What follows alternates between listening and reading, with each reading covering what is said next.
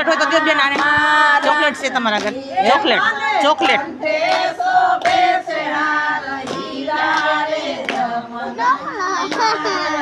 જો દેવો ફઈ દે દી ફઈ